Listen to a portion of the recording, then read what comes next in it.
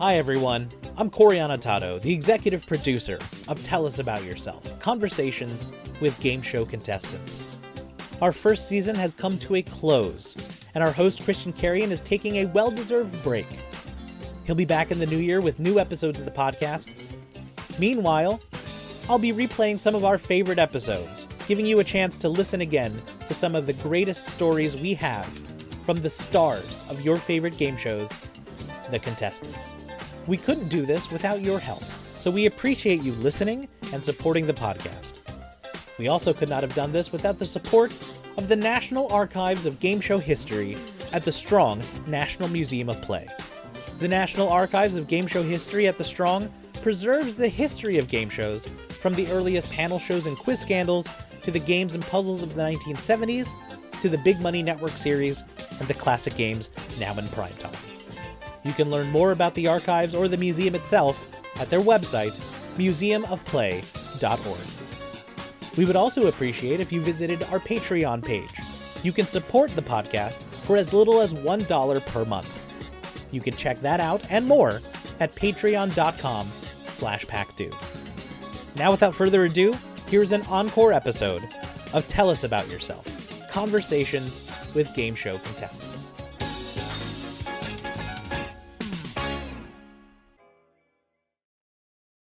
Tell us about yourself, would you? Tell us something about you. For any new viewers, why don't you tell us again about yourself? We've met before, but let's meet again. Tell us about What yourself. else can you tell us about yourself? Perhaps you'd fill us in again and tell us about yourself.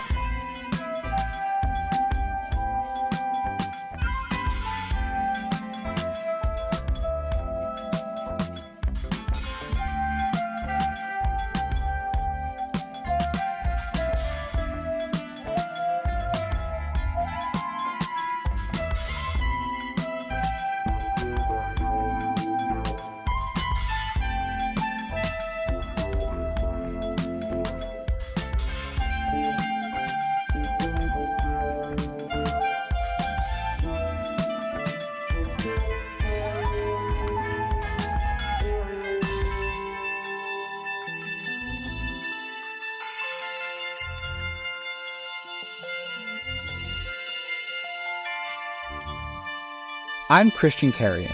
This week, at the request of my good friend Aaron, I had the honor of being the guest speaker at the monthly meeting of the local chapter of the Sons and Daughters of Italy. While I regaled the membership with stories of my time in the world of game shows, one overarching thought would not leave my mind. I love Italians. I grew up in southern Connecticut, where the Italian population was at an all-time high. Some of my best friends were Italian, kids with last names like Finelli and Capetta and Bontempo and Labella and Gargiulo. Italians' passion for life and for food, and the priority they placed on family and community, reminded me of my own Latino upbringing. Therefore, you can imagine how delighted I was to talk to tonight's guest, Phil Castellano, a fascinating man who's had a wide variety of experiences in his life, and a man who, for a glorious 2 minutes and 17 seconds, was the host of Family Feud on CBS. Phil, welcome to the show. Tell us about yourself.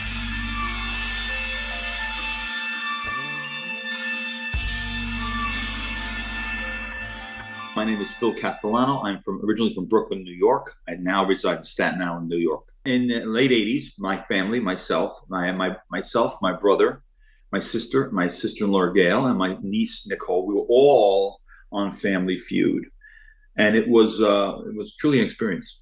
Phil, what part of Italy is your family from? Sicily. Both parents were from Sicily. Actually, my parents were from Sicily. Their parents were, so I'm second generation here. I'm from Connecticut originally, and I grew up around Italian. My best friends growing up were Italian. I love Italians. We were actually where I grew up.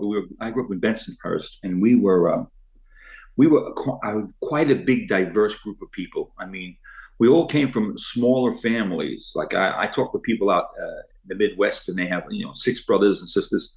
We all had 1 and 2, and we had representation of every nationality. We always got along great. I mean, some of my friends that I grew up with from 60 years ago are still friends to this day. We still rendezvous for dinners and go out and laugh at the same old stories and have a great old time. how great is it to grow up in a diverse neighborhood, a diverse environment? I grew up around Italians, but I had a lot of other, like you said, representation as well. I was always very grateful for that. Well, I think that's at the core of understanding each other.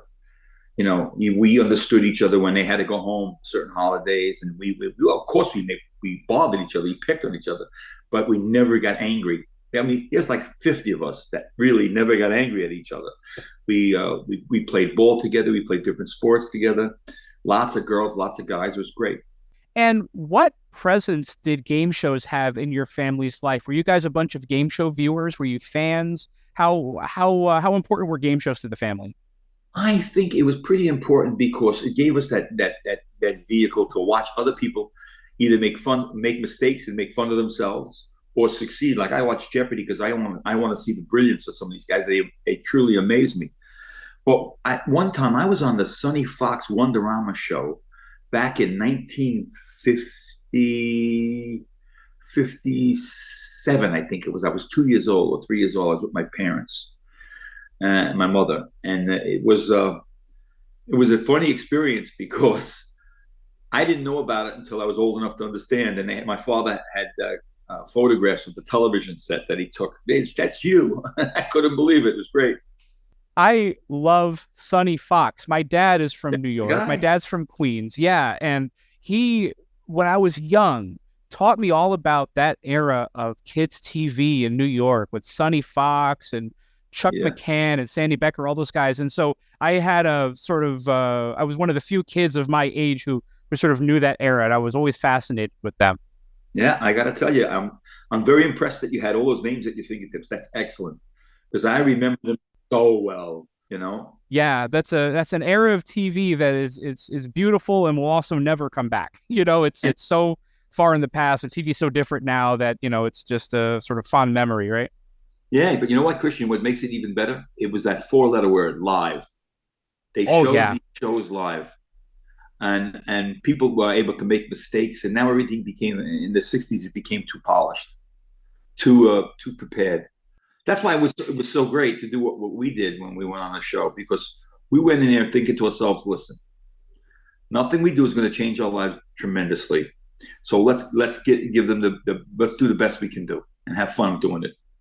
Absolutely. And watching your episodes of Family Feud, one of the things I noticed, sort of circling back to what we were talking about regarding TV and being live and making mistakes, it's a sort of skill set that you don't see on TV anymore. Ray Combs, who I thought was the best Family Feud host ever, and we'll talk about that in a little while, but one of the skills that those hosts had was the ability to slow it down or speed it up, depending on how much time was left. Hosts don't really have to do that anymore because they'll just edit the show. They'll make it half an hour if they need to. But Ray Combs had that ability to, if it's the last question, he knows to ask it fast. Don't waste a lot of time joking around. Get to the game, and it'll fit in that sort of half-hour window. Just one of those things I noticed, watching those old episodes and watching old game shows in general. That's a lost art, I think. If you look at some of the films that he did some acting work, he was very quick on his feet intellectually. He was able to do great one-line comebacks. And I got to tell you, I agree with you. He was the best show host there. He said some things to me a couple of things went on. We'll get to them. And I hope we get to those today. Sure. But he was a great representative of that game, and he did a wonderful job. I'll tell you. And he's missed. He was missed by me for a couple of reasons, and I will get to that. I promise you. But I think you're gonna love it, Christian. I can't wait to hear it. I can't wait. Yeah, a few months ago, I talked to a guy who works for the New York Transit Authority. He was on a couple of game shows, and we talked about him loving Family Feud around that era. And Ray Combs his sense of humor seemed to resonate with people from New York, people from like my area of the country. He had a very working class sort of sense of humor that I thought worked really, really well. Like my dad loved Ray Combs. My wife's sister, my sister-in-law, loves him. He just resonates with that segment of America so well. I totally agree with you. You won't find an argument here with me. And what I liked the best of what he did is he let me take command of the show. He knows I was loud, I was gregarious, I was obnoxious, and he said, "Hey, you take the card, you do it." And I guess he thought I was going to trip up, but I have a big mouth, so I said, "Oh, he wants me to run with the ball. Okay, I'll run with the ball." And you ran with it, and we'll get to it in more detail, but you ran with it, no questions asked, which I was super impressed by. You just got right in there. I think it runs in my family. Unfortunately, I had a working class dad. He worked very hard, and I had a mom. She God rest her soul. She had an ability to find the best in people, and she was very. We didn't have a lot of money, but she was very philanthropic with her deeds and things she would do. In fact, my mom was personally responsible for getting some people that needed help, and all the while she'd be running a kitchen and a music store. We had a music store, and in the back we had a kitchen, and she had a magical gift of being able to connect people who needed something with those who had something to give, and she helped a lot of people. In fact, there's a street in Brooklyn named after my mom. It's called Marion Castellano Way. It was formerly Bay 28th in Brooklyn. And I love to talk about that because she had her ability to schmooze and talk was passed along to my brother, my sister, and myself. And we were always able to think on our feet because of that. And I think it was indicated when he handed me the ball in that show.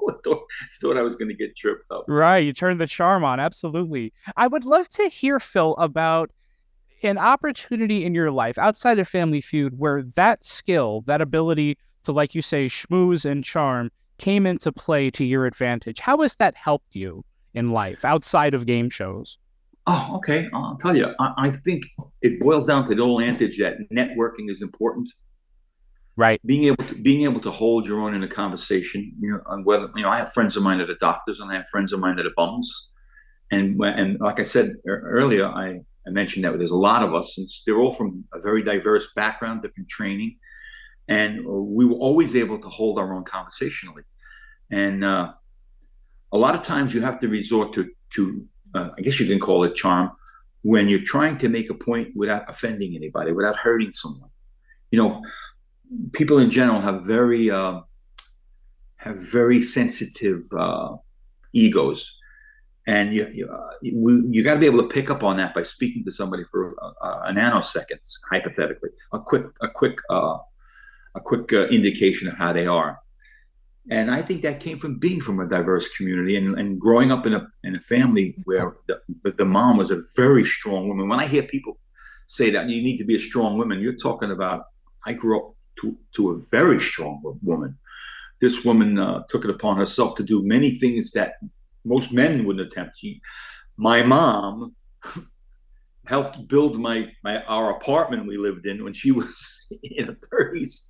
She was with a hammer and nails, and I mean, it's great. And when people put their hands up in the air and say they can't do things, I immediately reflect on my parents. They would take anything on, and I think that definitely fulfilled my personality. My brother and my sister. My sister was the most amazing of all of us. And she was a little more intimidated by the microphone than my brother or myself. My brother's the best. My brother John is truly the best.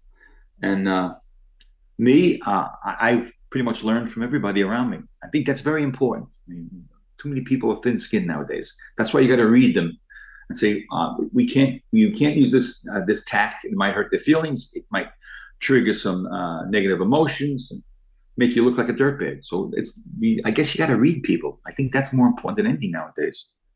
Well, reading people is a skill that comes into play in a game like Family Feud. And I wonder if that is a game that appealed to your family when that opportunity to audition presented itself. Did you look at it as like, hey, we know people, we know how to read people, we might be good at this? Did that come into play at all?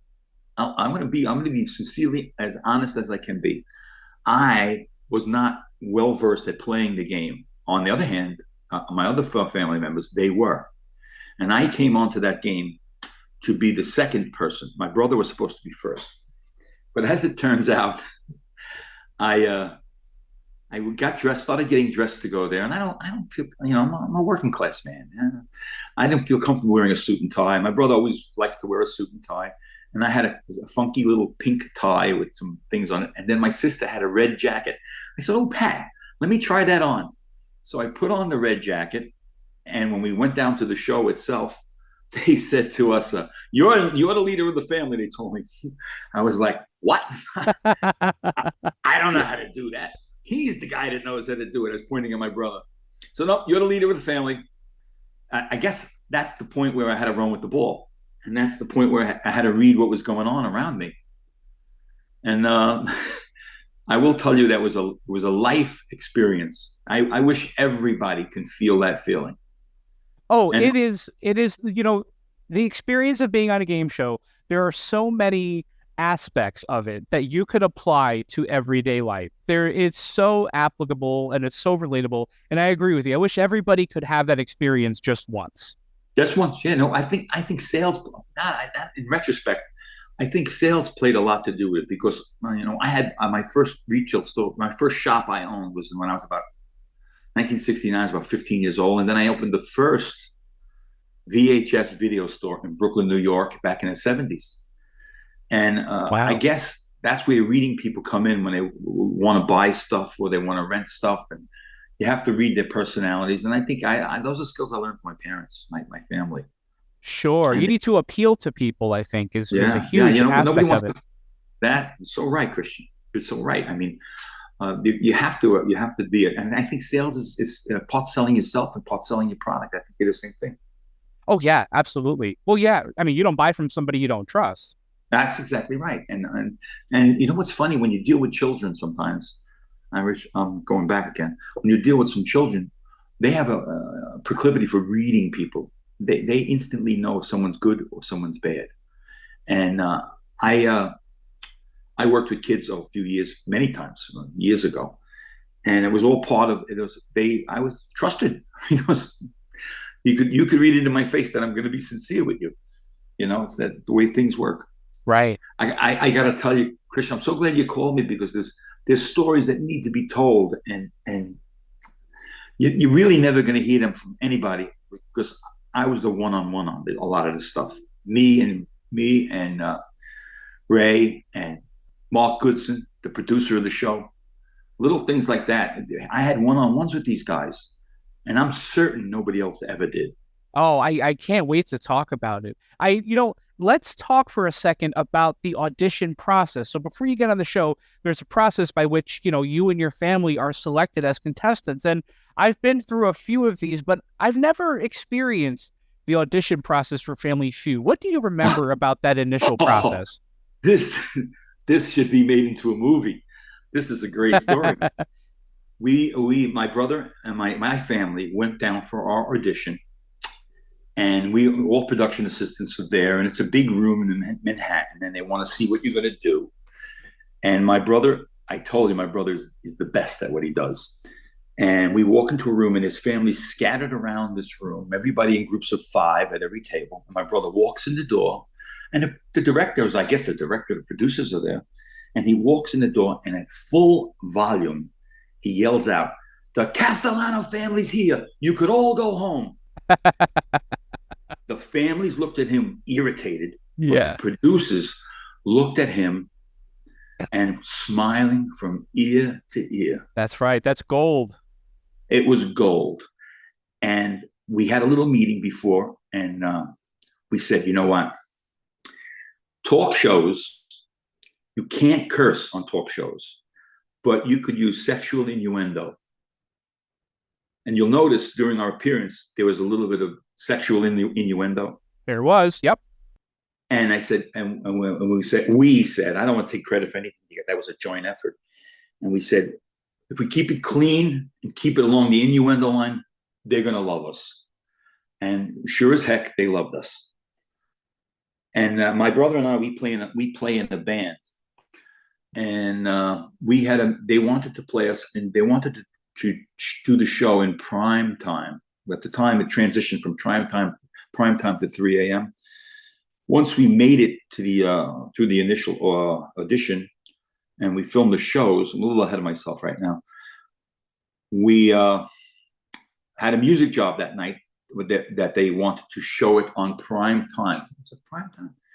Yeah, it was something happened where we weren't. They couldn't show it on prime time. Our show, the show just ended, and they took the 3 a.m. slot.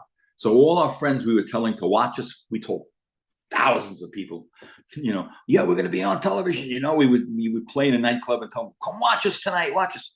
That's the week they shut down. They shut down at 8 p.m. slot and they went to 3 a.m. And I will tell you, that was the most memorable thing. I remember when my brother walked into that room and said that, and I was like, he is so smart. He knew in advance. My brother's done quite a few game shows, by the way. Has he? When you get a chance to interview him, he was on the $20,000 Pyramid. He was with Meredith Vieira on Make My Day. Was it Make My Day? No. What's the question show where they ask you? Oh, Millionaire. With the Who lifeline. Wants to Be a Millionaire? Who Wants to Be a Millionaire? Hey, I was on Who Wants to Be a Millionaire with Meredith Vieira too. How funny is that? He won $250,000. Oh, God bless him. That's amazing. And he said he said a funny thing. He said when she got to the $500,000 question, he said that unless this question is, your name is John Castellano, unless that's the question, I'm not going to answer it. And he would, and you know what's funny? He would have got the $500,000 question right. Because the answer would have been Procter & Gamble's, which is about 2 miles from my house. Right. Well, they say, to just trust your instinct, that what your gut says to do is the right answer. Yeah, it's great. Wow, it's really great. I don't mean to digress. No, not at all. And I would love to talk to him at some point too. That would be fantastic. I had no idea that game shows ran in the family. Well, I never did them because I was, I was too busy doing stupid things. Growing up as a kid, you do, I'm doing this, I'm doing that. Well, I did open the first video store, and I also did some guitar repair work and things like that. And so I was spread thin, but John is a game show enthusiast. I mean, right now, if you called him today, he's probably playing Diablo with my son on the new game. That's all they do. They play games. Oh, that's wonderful. Yeah, I would love to talk to him. That would be fantastic. I'm going to break his chops and tell him he's got to reach out to you, because I think he's much more insightful than I am. I can only tell you about my own personal experiences, but I like to brag about my family because I've seen what they can do. I've seen what they do under pressure. Phil, I almost wish we could get him on the phone now. I tell you the truth. See, he plays Diablo. I guarantee he's not even up yet. Oh, probably. It's up all night shooting stuff. He's 76 years old, my brother. Oh, God bless him. All right. Well, I have to make time to talk to him. I would love to learn about his experience. Right, I will tell him, John, what's wrong with you? Get on it. Yeah, that'd be great. Anyway, so let's talk. So the audition process. Now they have you play the game, answer questions. Do they interview you? What happens in that meeting? Well, all three. They interview you. They ask you questions. They ask you game show questions, simple questions, and they said always remember that the audience where you can't use where you live. Somebody mentioned to us that don't use where you live as the rule. Think of the questions where they're asking these questions. They're asking some to the Midwest, some of them asking to California. So you can't say certain things. Like when they said to my brother, where do you keep where do you keep your tooth? Under my pillow. Where do you keep your gun? Under my things like that. That's right. Those were all indigenous to what New Yorkers would say. Right. Well, it's interesting that they made a point of that, because this was at a time in the history of the show that they had gone to the other coast to get contestants for the first time, like purposely went to New York to get families to play on the show, because it was mostly people that were local to California. So they really made an effort to get people from the East Coast and bring them over. And I think it's one of the greatest things they did for that version of the show, because it highlighted that sensibility. There is a New York sensibility when it comes to answering some of these questions. I saw another family that was on, they were from Comac, from Long Island. And the question was, name a birthday men dread the most. And the woman said their wife's birthday. It's answers like that you really sort of get from a New York audience. And it's interesting that they went out of their way to do that. Yeah. You're right. And so they asked one question, what do you pick up? And I said, a boat anchor, because I said, oh, well, maybe they're in a marina asking questions. And then when the answer, one of the answers was, you pick up your pants, you know, it was That's right, silly right. stuff. But, you know, we try, we give it a good shot. I will tell you, 4 out of the 5 of us are in the music. Actually, I could say all 5 of us were in the music industry, because my niece, she runs a music store. And the 5 of us were in the music industry. And the final question that they gave us that we didn't get right was, what do people talk about? And I said how much they hate their parents. And then my brother looked at me and I said, music was the answer. And all of us were in the music industry, and we didn't say music. One of your relatives said, like, pop idols or music. They talk about, you know, who's Right. popular in music. Exactly. I had that in my notes too. I said it's a musical family, and nobody, you know, they didn't get that I know. last answer out of all of them. Oh, I gotta tell you another funny story. Yeah. They said, besides tuna, name a seafood that comes in a can. Now, day before we left for the show, I'm sitting in my mom's kitchen, and my friend Michael walks in with this kid. I think his name was Michael Di La Monica, Italian kid. Mm-hmm. His family was Di La Monica seafood, and they canned scungili. Which is what? What is scungili? It's like a conch. It's like a snail, a giant snail. You know. Got it. Okay. Okay. And he walked in, and when they said, besides tuna, name a seafood that comes in a can, immediately the kid LaMonica's name popped into my head. And I said, scungili. I couldn't. I'm telling you, I had about 4 moments like that on that show. To this day, I regret them, because I lived on sardines. Right, of course. Yeah. I love that stuff. That's so funny. Yeah, and again, it's one of those moments that you only get from a New York family. Who in California would say scungili? Yes. Oh my God, it was yes. Another one was Gloria Steinem, because this all sounds like bogus BS, but it's not. I watched a movie called Arthur. You remember the movie Arthur? By name, I don't know that I've seen it. And his Arthur Bach is the character, played by Dudley Moore. And his waiter, I forget what is the waiter's name. His butler says to him, "She does have that certain Eleanor Roosevelt quality." And that line was in my head. And when it came around and said, "Name a woman who wears the pants in the family," I said, nobody more than Gloria Steinem. But Eleanor Roosevelt was at the tip of my tongue, and I never said it. And that was a winning answer. Right. I think that was like number 2 or number 3. Yeah. And that night in the hotel room, I was banging on the wall saying, "Why didn't I say that?" It was in my mind. It's always after the hindsight is 2020, right? Yes. Yep.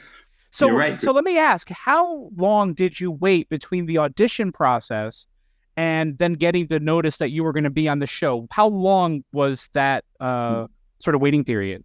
I'd be lying to you if I gave you an answer. I'm not certain of that. Okay. I didn't handle the correspondence and anything like that. Sure. Right. But at some point, there's either a postcard or a call, and now, did you fly to California on the production company's dime, or did you pay for that yourself? Do you remember that? Well, now you've just given me insight as to my earlier assessment.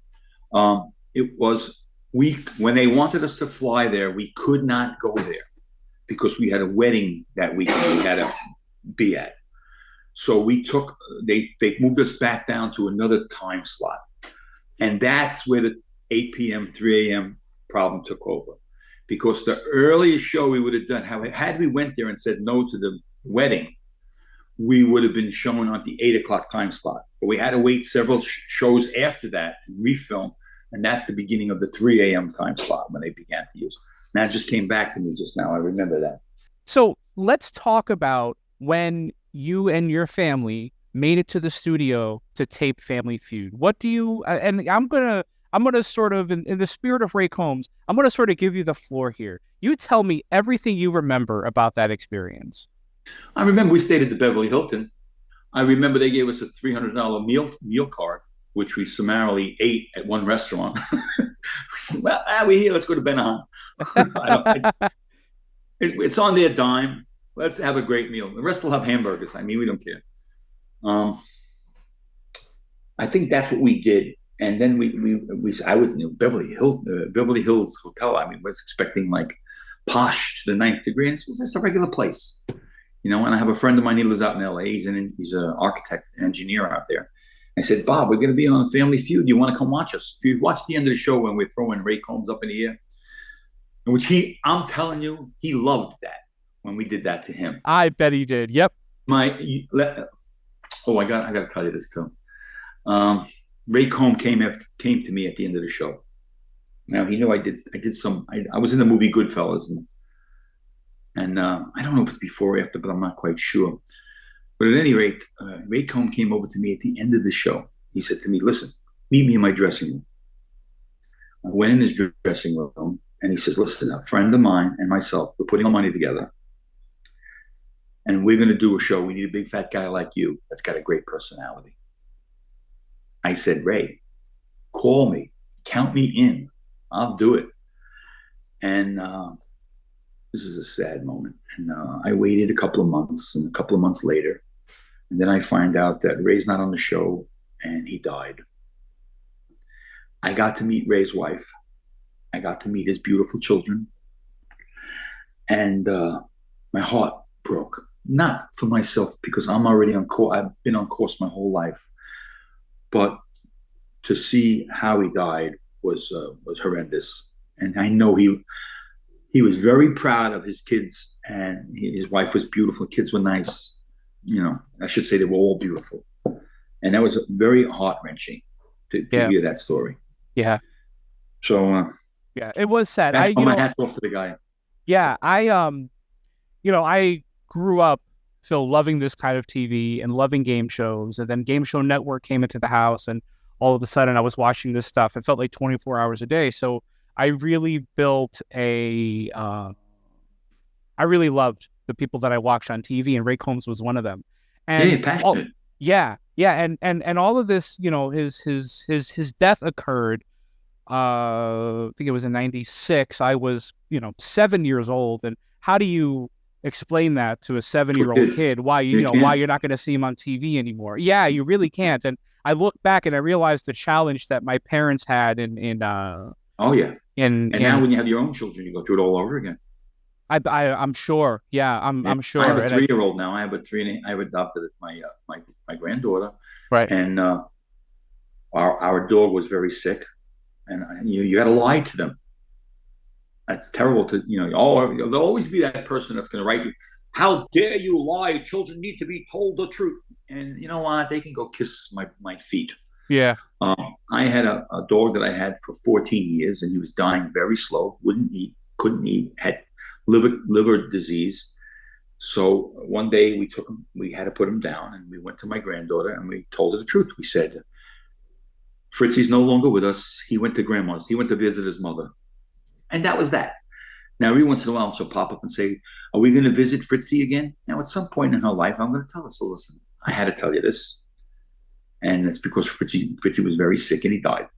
So you have to, I think you have to shield children from certain truths and realities. Oh, for sure. There are complexities of the world that I think that are difficult for kids of a certain age to comprehend. Right. And, just because they're young doesn't mean those things aren't going to happen. Right. Yeah. It's going to happen, and you got to be able to diffuse it and make it as painless as possible for them. Yeah. He was one. Mm-hmm. I will tell you, of course, I'm going to tell the truth ultimately. But the reality is, for now, let us live in that fantasy world.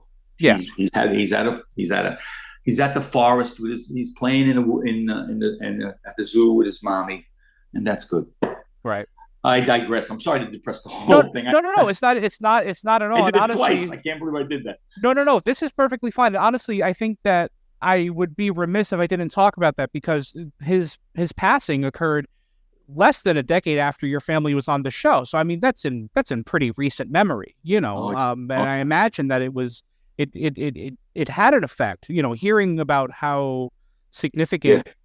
The experience of being on the show was, and he was a huge part of that in many ways. I can imagine that was a heartbreaker for sure. and it was indelible. It was indelible in me a lot because I had the opportunity. He one-on-one friended me as far as talking and stuff like that. And he took me into his inner circle for a short period of time to meet his wife and kids and everything like that. And I was born and raised Roman Catholic, and I looked at it and my prayers went out and said, "Oh my God, those poor kids, the mother." And all that stuff is part of my heritage growing up, you know. Sure. And another good story. When we're doing the finale, the music question. Right. Mark Goodson. Remember at the end of the game shows, "Hey, Mark Goodson, Bill Todman production." Sure. Well, Mark Goodson came over to me, and he said, "Hi, I'm Mark Goodson." He introduced himself. The staff came up to me and said, "You guys are money. You guys are money for us." I said, "Really?" He said, so Mark Goodson, towards the end of the show, came up to me, shook my hand. He says, "Listen, you're going to know this last question. Think. Just think." And I said to him, "Mark Goodson, Bill Todman." He goes, "Yes, that's me." And he said, Bill Todman passed away. He was a really nice guy. And he talked to me again. He talked to me like I was one of his friends. I mean, it was very nice. And I honestly felt that I was the inside of the show. And I told my family, chocolate bars, between shows, let's eat chocolate bars. We need energy. We're falling asleep on the third show. Right. You know? Yeah, you mentioned before we started recording that, you know, they do 3 in a row. And so by the time the third episode comes, which you had already won, you know, the first 2, you won the big money on the second one. You're exhausted by that third one. Right. And you know what? Christian could have won the third one, and we that's stupid. I'm telling you, you just had this interview with me. You've just given me no night's sleep for the next couple of days. I'm sorry. I'm opening old wounds. I'm sorry. Celia, how did you screw that up? Well, you know, that is just one segment of 3 episodes. I mean, you know, your family as a whole did really well on the show. And hearing now that you weren't even intended to be the captain, you really didn't have much of a grasp on the game before you got on the stage. I mean, it's all the more incredible. And, you know, I think that we should talk about what I consider to be the crowning moment of the Castellano's time on Family Feud. Ray Combs, I guess, at this point, he had been dealing with you guys for 2 episodes. And yes, one of the things that I have become aware of in the process of doing this podcast that we're doing is that being a game show host is a job in the same way that a lot of other things are jobs, right? You have good days, you have bad days, you have people you want to work with, people you'd rather not work with. And I can tell that he, I think on a comedian level, because he was a comedian before a host. Oh, yeah, I know. He loved working with you in particular because you gave him so much to feed off of. You had this rapport with him that came across almost immediately. So at some point in the second episode, he gives you the card and says, "Here, host this question. I'm going to take a break." And amazing. That's the high point it's of my amazing. career. It's amazing. Tell me about that moment. Tell me how anything you remember. Just tell me about it. Okay. When he walked over to me and handed me here, Phil, you read the questions. You're always taking over. You read the questions. I said, "I know what he's doing." Immediately, I caught it. There was no further dialogue required. I know what he's doing. He's running with the ball. He wants me to either hit a home run or make a fool of myself. I said, "I'm not going to make a fool of myself." And when I went over and I reached over to kiss, "How you doing, darling?" And she leaned in and said, "Oh, that's the other guy." The crew got hysterical. You don't even hear them. They were hysterical laughing. That was one of the funniest things I've ever heard on a show. "Hello, darling." Phil, why don't you just run the questions down the line for me? We'll take over. Let me have a break, and I'll be over here with your family. Start right. Who had it last? Okay, it's her turn. Take it over. Read the question, and we got to move. Phil, you can be the game. Tell me something. Phil, get with the right person. Tell me something. You hated him. Hi, darling. Oh, that's the other guy. Tell me something you hated about summer camp. The mosquitoes. Mosquitoes. Is it up there? Yeah! Move on. Keep on moving. We got a tight game here between the Castellano family and the Lewis family. Phil, just ask the question. Tell me something you hated about summer camp. I'm going to say poison ivy. Show me poison ivy. Ivy. Is it poison ivy? All right, there's one. That's an X. Okay. Head of the family, Phil. Keep it moving, Phil. It's a half-hour show. You know, Larry? Poison sumac, Larry. It's going to be a tough one. The dollar value is doubled on this question. Tell me something you hated about summer camp. Phil, get in the shot, man. Turn around and face this way so they can see you both. I'm hiding the Jesus. Now say, show me whatever he said. Okay, I'm going to say the beds. The beds. The beds. Is it up there? The beds. My mom always said, when you do something, make believe you're going to sign your name to it. Always be proud of what you do. Do it as good as you can. And fortunately for us, our high point in everything we've always done was we've always looked for the laugh. We always reached for the laugh, to have a good time, entertain, and make it funny. My father was like that. My mother was like that. I mean, my father said some very off-color, very hysterical things at funerals. And you know how hard it is for a young man not to laugh his butt off at a funeral because your father just said something ridiculously funny to you? So we all opted for the laugh. And when he did that to me, I said, oh, man, I got to go with this. And when I walked over and I reached in to kiss that girl, and she said, "Oh, that's the other guy," and the crew got hysterical. I said, "This is what they want."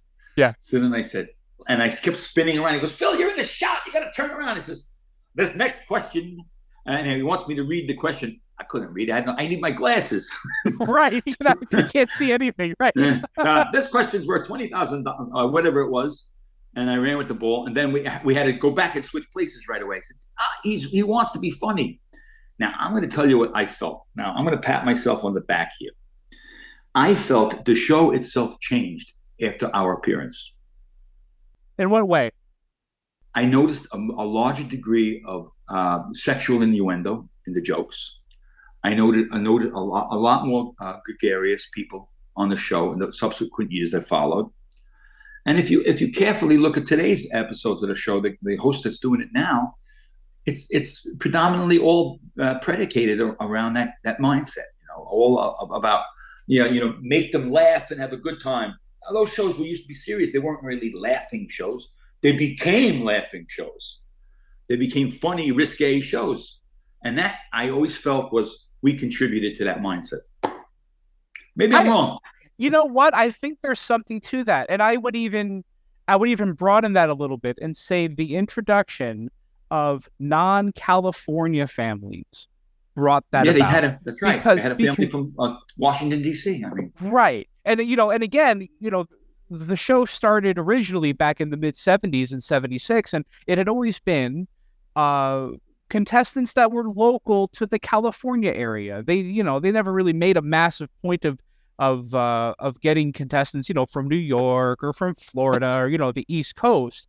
And so I think, Phil, you're right in a way. I think that families like yours showed them that the tone of the game can change. It can still be fun, and they can still take the game seriously, which is, what Mark Goodson sort of prided himself on was, the game comes first. I don't think you're wrong about that. I'll be honest with you. I will tell you that it was, like I said earlier, everybody should experience something similar to that, in your life. You feel it's like, for a moment, for a brief moment in time, I was a game show host. And that's my claim to fame. For 1 minute, I was a game show host. How often do you go back and watch it on YouTube or watch the tape of the show? You know what? Every time sometimes I meet people and it comes up in conversation, somebody else will say to a friend, a mutual friend, say, "You didn't know he was on the Family Feud?" And I'll say, "You didn't know I was on?" "No, I never knew." And then I say, "Okay, watch this," and I'll punch it up on YouTube. And I get notification. I actually signed an autograph once. Did you really? When? How? What? How did that happen? I'm in New Jersey at a restaurant about 15 years after the show, maybe 20 years after 15 years after the show. They must have had just shown that episode on the game show channel. And a woman sitting at the table looks at me and says, "You're the guy that was on that show last night." I said, "What show?" "Family Feud. It's you." I said, yes, it's me. And right away, she got out a piece of paper and a pen. Can I get your autograph? I want to get. He signed the freaking autograph. I can't. What am I to sign an autograph?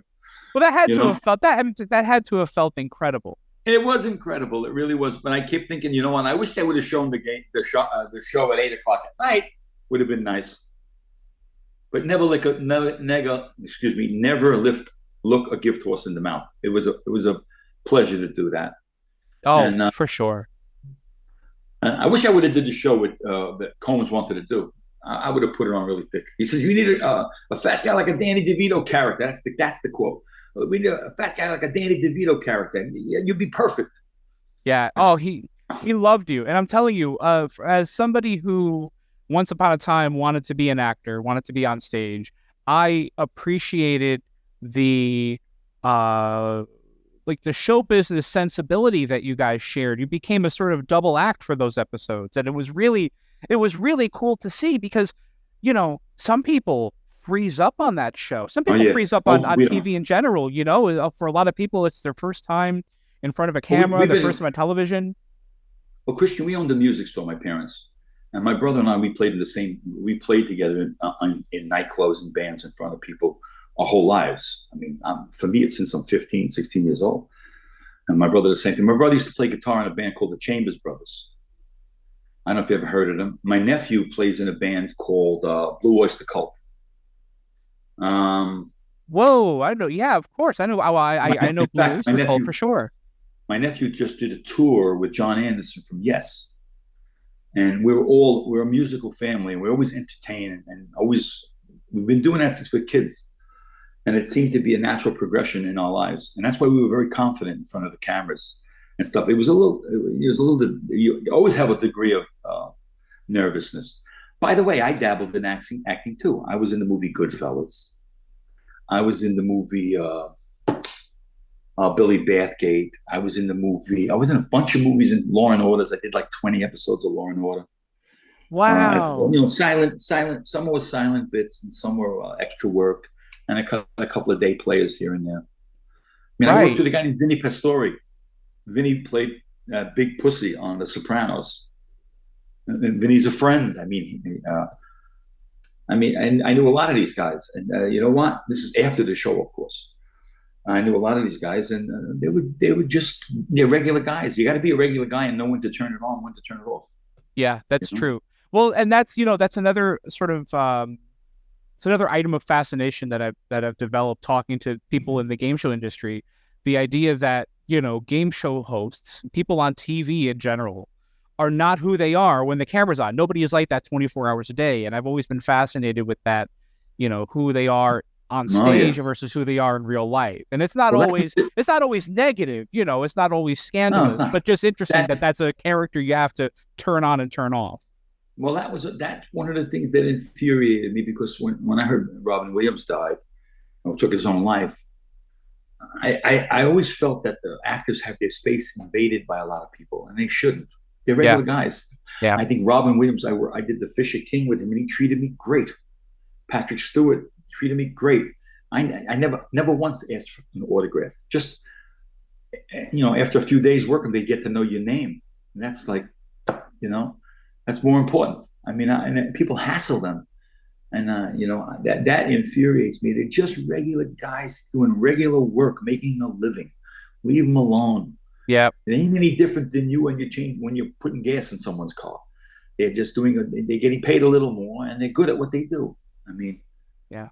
It's so interesting you say that, because Robin Williams never had massive significance to me. I liked him, but I wouldn't call myself a huge Robin Williams fan. But when he passed away, there was that element. Oh, yeah. That, people, when you become famous, and this is just, I'm not famous, but it is just from sort of observation. When a person becomes famous, the world will take what they want from them until they're done. And then they're on to the next person. That's right. That's exactly right. I'm telling you, I did the Fisher King with him. And there was one scene where I did, I don't know if it ever made it to the final cut, where he's running at me, and they tell me, Philly, whatever you do, if he hits you, just take it, don't try to knock him down. I say, crazy, I would never do that. I work with 100 different stars, I would never do that. but I played the game with them. That's it. That's and I think of some of these guys that went their way. Gregory Hines was another guy. He was a sweetheart, really a sweetheart, talented guy. And when you hear they pass, it's like horrible, man. Right. And when you hear they get annoyed by people hassling them, leave them alone. It doesn't matter. Yeah, and that's it. Right. I walked up to one guy one time with my son because my son was like, Liam Neeson. And he was sweet to my son. Said, sorry to bother you. We were at a Ranger game and he was there. And he treated my son very nice. And my wife walked over to Michael Douglas one time. And he sat down with her and he's talking to her. He said, do me a favor. We could talk. Just don't take no pictures. No, right. I'm not going to do that. Right. Never going to happen. It's your last little bit of anonymity. Oh, yeah. And they strip people of that. Yeah, they do. Paparazzi strips people of that, and it's not nice. And that's a mindset and a viewpoint that is unique to people like you who have some initiation into the world of entertainment. And absolutely, you know both sides of it. In your opinion, as somebody who has been, like I said, initiated into entertainment for so long, that sensibility that you displayed on Family Feud, that sort of idea that you can take the ball, catch the ball, and throw it back just as well. Exactly. Is that something that can be taught? Well, you have to teach it at a very young age.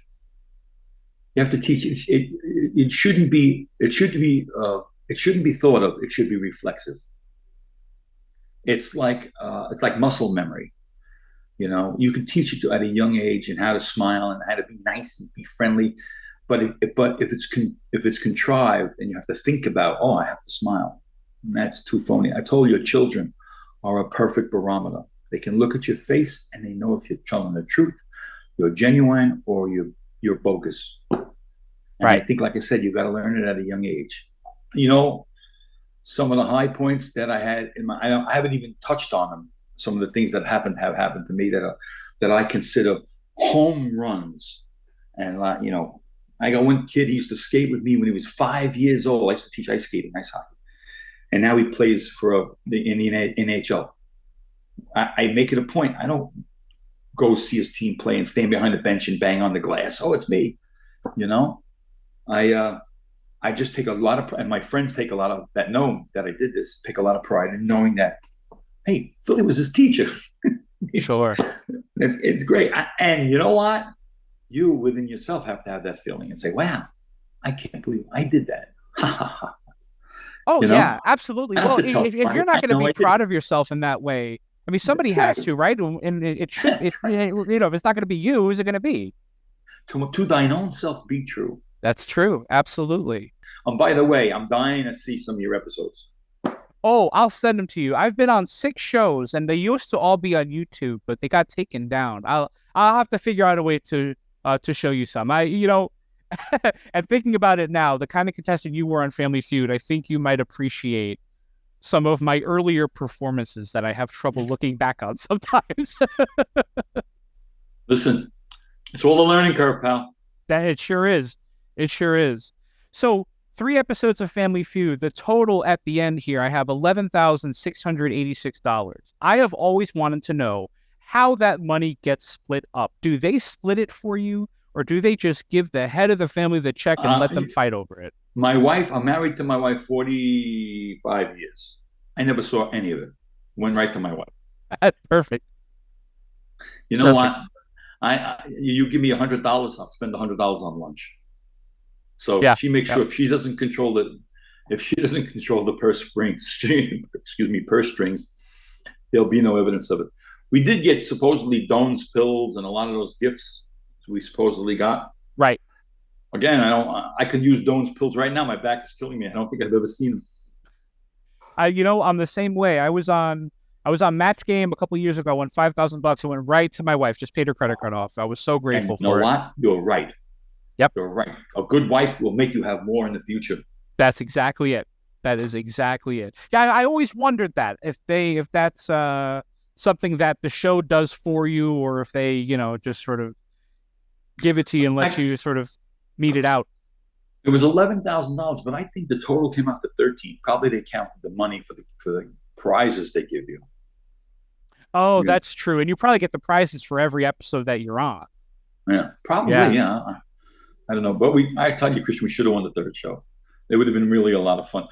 What Goodson said to me was, listen, the winners of these shows are going to go on to the $100,000 pyramid, the $100,000 Family Feud. He was rooting for us to get there. Right. Yeah, they were doing like a tournament of champions at that point. Yes. Yeah. Yep. He said the crew loved it. This is a nice bit of tidbit here. Here we are. We're going on the show the first time.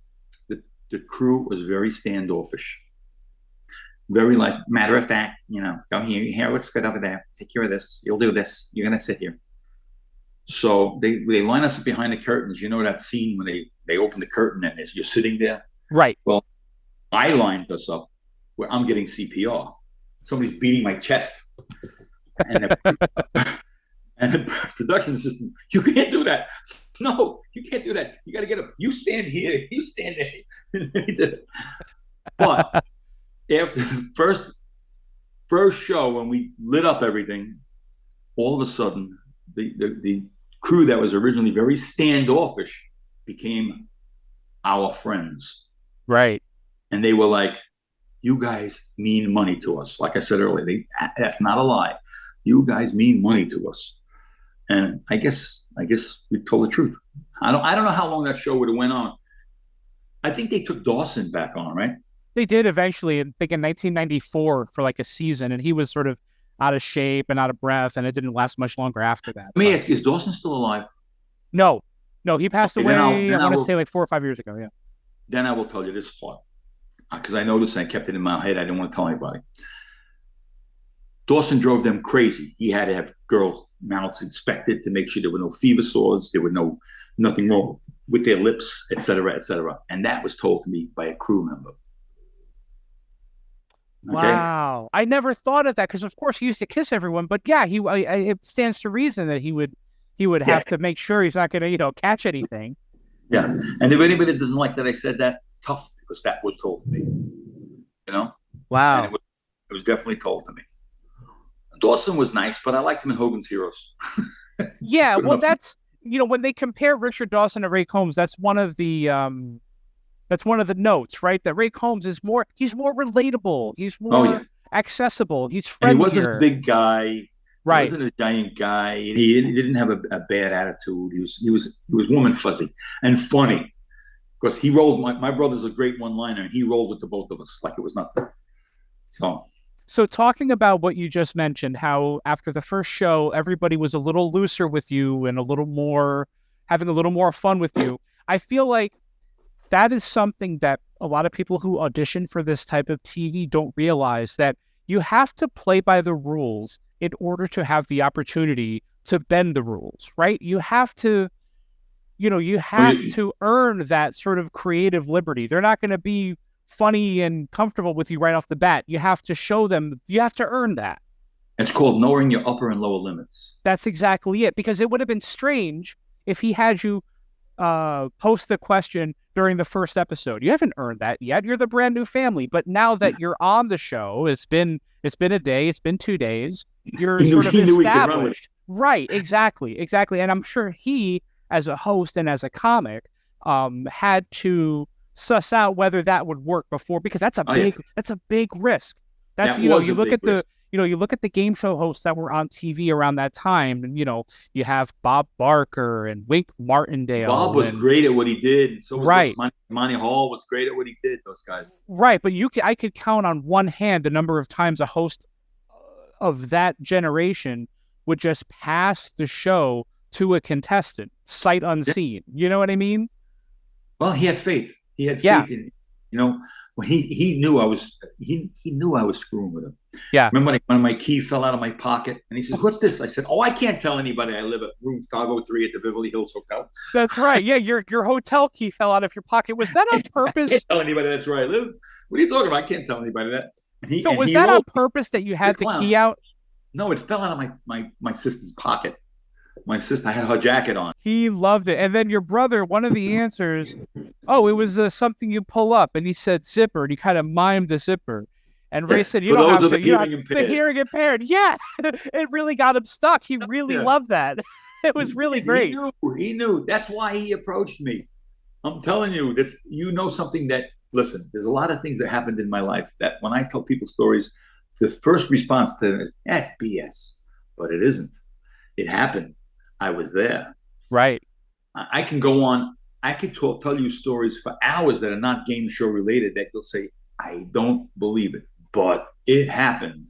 I was there. I was the one. My brother was the one. I believe it 100%. Yeah, absolutely. Because I have such great memories of real life situations. Why do I got to make anything up? They're great situations. I'm telling you, I met and worked with the likes of De Niro, F. Murray Abraham, Harrison Ford. You know, I have no. Do I have proof? No proof. But I know I was there. If you haven't already told me, tell me the one story. It could be game show related or not. Tell me the one story that you tell that no one ever believes. Let me see. One story that I could tell that no one would believe. That when you tell people, they go, "No, that didn't happen." Right. This is probably the story. That's why I'm glad I have the game show on YouTube. Because I hosted a game show. Yeah, right.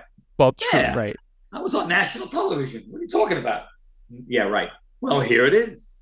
That's one. Another one. Let me see. It's a good one. A good one. I think teaching kids to play in the NHL was another one.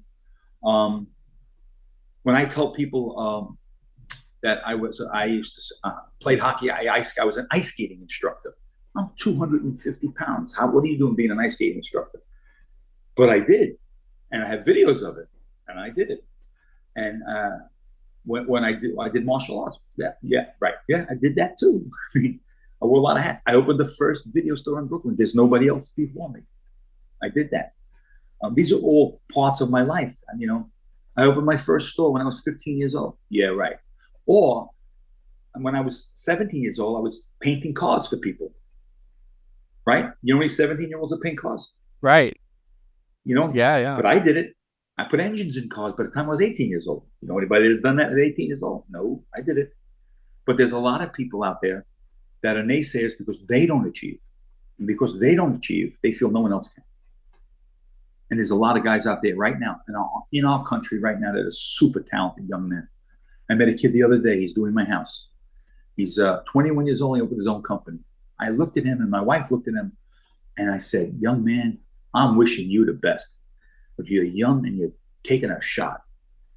And I congratulate that. And I think it's a very, very big thing.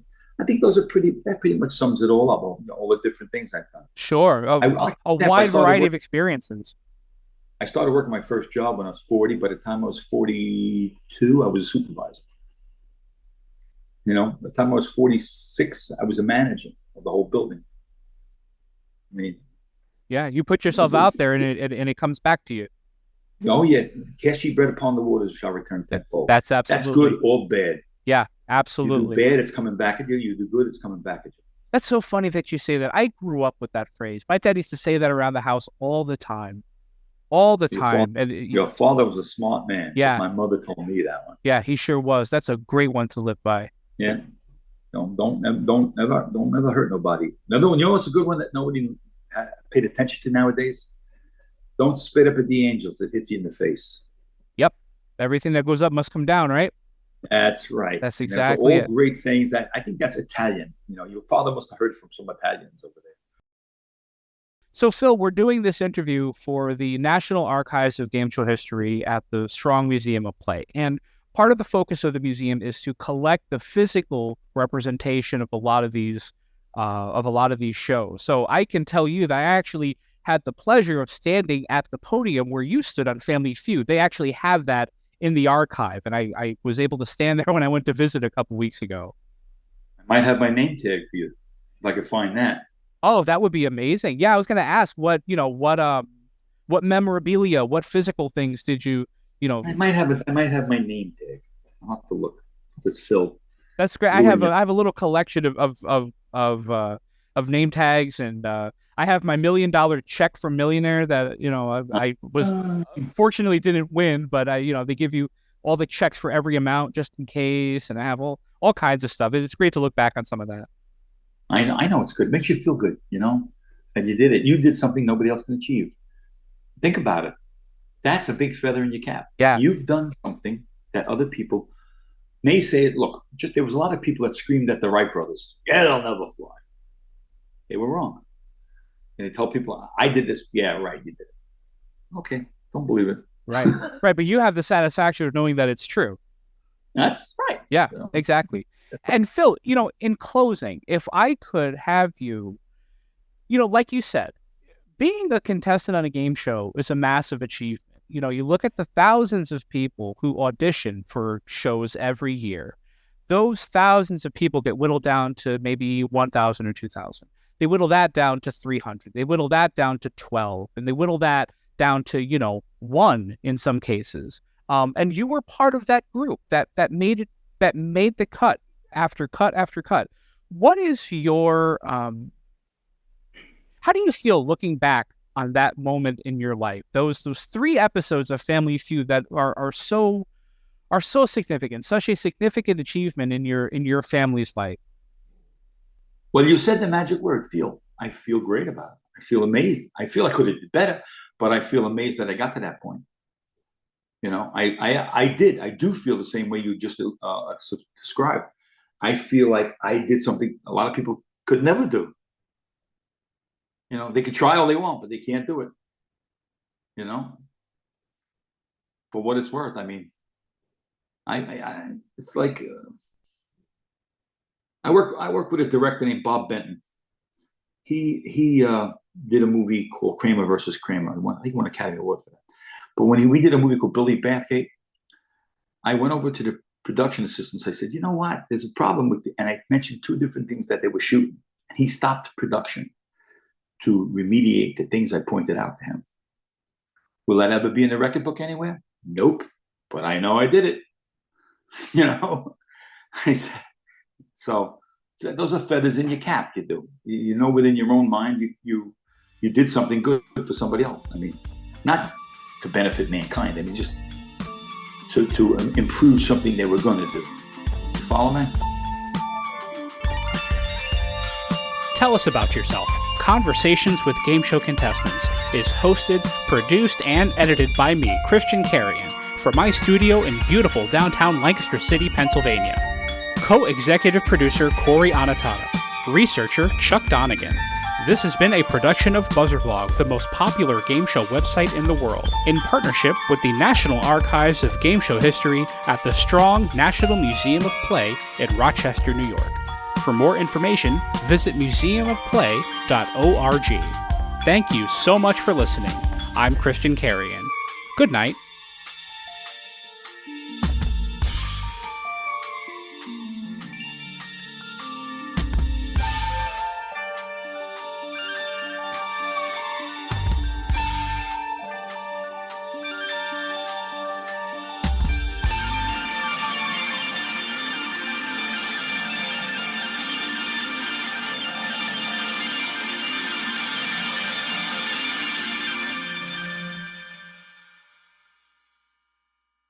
Tell Us About Yourself. Conversations with Game Show Contestants is produced in partnership with the Strong National Museum of Play in Rochester, New York, one of the largest history museums in the United States, and one of the leading museums serving families with highly interactive exhibits and programs.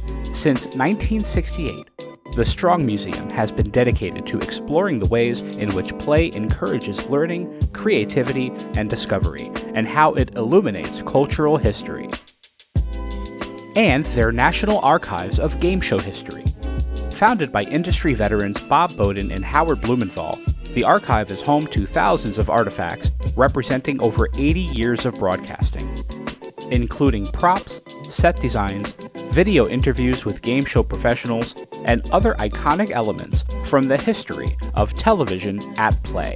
For more information about the National Archives of Game Show History or the Strong National Museum of Play, visit museumofplay.org or call area code 585-2 263-2700.